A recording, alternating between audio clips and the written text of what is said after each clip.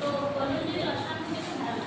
তো মহর্ষি পতঞ্জলি যোগশাস্ত্রকে একটি সুনির্দিষ্ট ও বৈজ্ঞানিক রূপ দান করেছেন তার প্রশিক্ষণ যোগসূত্র গল্পে। তিনি যোগকে 8টি অঙ্গে বিভক্ত করে ব্যাখ্যা করেছেন। এই 8টি অঙ্গকে অষ্টাঙ্গ যোগ বলা হয়। অষ্ট মানে অঙ্গ এবং অষ্ট মানে 8 এবং অঙ্গ মানে হচ্ছে অংশ বা ধাপ। তো জীবন গঠনে অষ্টাঙ্গ যোগের কিছু ভূমিকা রয়েছে। পতঞ্জলি অষ্টাঙ্গ যোগ শুধুমাত্র আধ্যাত্মিক নয়, এটি হচ্ছে জীবন গঠনে গুরুত্বপূর্ণ ভূমিকা পালন করে থাকে। যেমন হচ্ছে নৈতিক চরিত্র গঠন।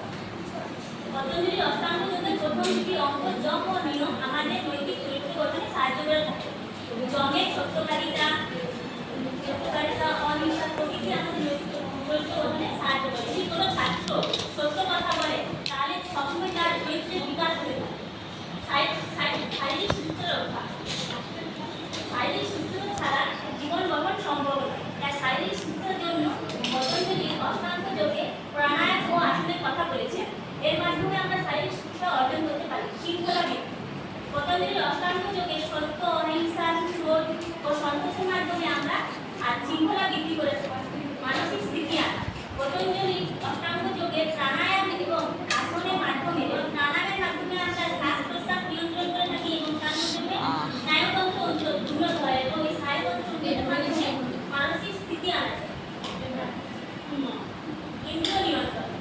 পতঞ্জলি অষ্টাঙ্গ যোগে প্রত্যাহারের মাধ্যমে আমরা ইন্দ্রিয়কে নিয়ন্ত্রণ করে থাকি। ইন্দ্রিয় নিয়ন্ত্রিত হলে আমরা ইন্দ্রিয় নিয়ন্ত্রণে আমরা যে কোনো সিদ্ধান্ত সহজে গ্রহণ করতে পারি এবং তার উপর টিকে থাকতে পারি।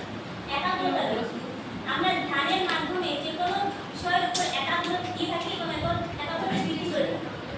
তারপর হচ্ছে মানসিক শান্তি। ধ্যান করার মধ্যে দিয়ে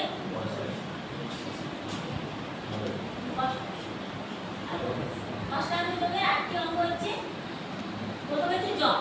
আমরা জানি যে পতঞ্জলি অষ্টাঙ্গ যোগের প্রথম অঙ্গ হচ্ছে যম। যম মানে হচ্ছে সংযম।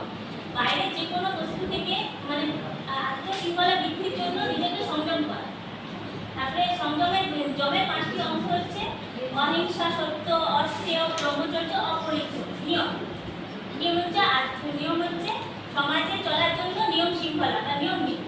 এই নিয়ম মেনে সমাজে সঠিকভাবে চলা যায়। তারপরে আসন হচ্ছে একটা শারীরিক অঙ্গ। আসনের মধ্যে দিয়ে শারীরিক অঙ্গ চর্চা করা হয়। প্রাণায়ামের মাধ্যমে দিয়ে শ্বাস প্রশ্বাসকে নিয়ন্ত্রণ করা হয় এবং স্নায়ুতন্ত্রের বিকাশ করা হয়। প্রত্যাহার হচ্ছে প্রত্যাহারের মাধ্যমে ইন্দ্রিয়কে নিয়ন্ত্রণ করা হয়। আর ধারণা হচ্ছে কোনো একটি বিষয়ে মনস্থির করা ও ব্যাপারটা বৃদ্ধি করা। ধ্যান হচ্ছে দীর্ঘ সময় ধরে কোনো একটি বিষয়ে মনস্থির করা। আর সমাধি হচ্ছে পতঞ্জলি অষ্টাঙ্গ যোগের একদম চূড়ান্ত স্তর। এই স্তরে হচ্ছে আত্মার সঙ্গে পরমাত্মার মিলন ঘটে এবং সমাধি মোক্ষ লাভ করা। ধ্যান হচ্ছে মনকে কোনো নির্দিষ্ট বিষয় ও চিন্তার উপর দীর্ঘ সময় স্থির রাখা। তো 2 ধরনের ধ্যান হচ্ছে, আমরা আমার আজকে আলোচনা 2 ধরনের ধ্যান। মন্ত্র ধ্যান হচ্ছে একটি প্রচলিত ধ্যান। মন্ত্র হচ্ছে একটি শব্দ বারবার জপের মাধ্যমে মন্ত্র ধ্যান করা হয়। তো এই মন্ত্র ধ্যানের প্রক্রিয়াটি হচ্ছে প্রথমে শান্ত জায়গায় স্থির হয়ে বসতে হবে, তারপর চোখ বন্ধ করতে হবে, তারপর ধীরে ধীরে শ্বাস নিতে হবে এবং ধীরে ধীরে শ্বাস নিতে হবে। তারপর মন্ত্রটি বারবার জপ করতে হবে এবং মন যদি অস্থির হয়ে যায় তাহলে তার দিকে বারবার ফিরিয়ে আনতে হবে। উপসংহার। তো